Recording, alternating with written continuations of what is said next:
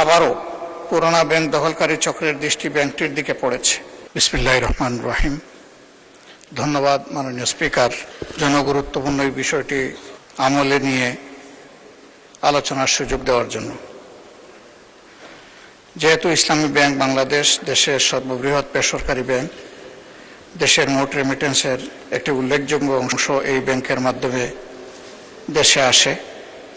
যেহেতু তৎকালীন ফ্যাসিবাদী সরকারের অব্যাহত অপপ্রচার এবং কর্মকর্তা কর্মচারীদের রাজনৈতিক হয়রানি সত্ত্বেও 2016 সালে ব্যাংকটি 447 কোটি টাকারও বেশি মুনাফা অর্জন করে।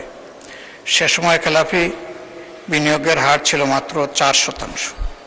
কিন্তু পরবর্তীতে ফ্যাসিবাদী সরকার নজিরবিহীন উপায়ে ব্যাংকটির নিয়ন্ত্রণ দখল করে এবং ব্যাংক লুটপাট ও অনিয়মের মাধ্যমে শুধু এই ব্যাংকেই নয়, দেশের সামগ্রিক অর্থনীতিকে মারাত্মকভাবে ক্ষতিগ্রস্ত করে।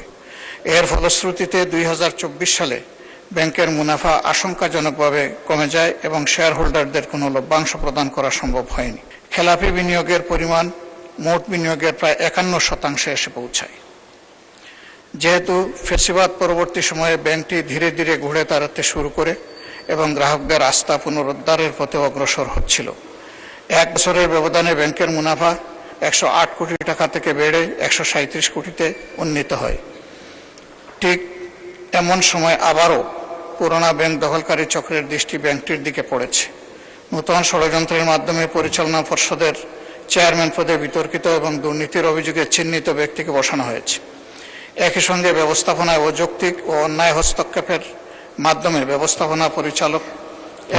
মাননীয় বিরোধী দলের নেতা, আপনি তো পরে আবার বলতে পারবেন, এই পর্যায়ে সংক্ষিপ্ত করেন, পরে আবার বলবেন। এতটুকুতেই রাখতে পারি। এই বিষয়ে আলোচনা হওয়া জরুরি বলে আমি মনে করি। আপনাকে সুযোগ দেওয়ার জন্য ধন্যবাদ। Thank you.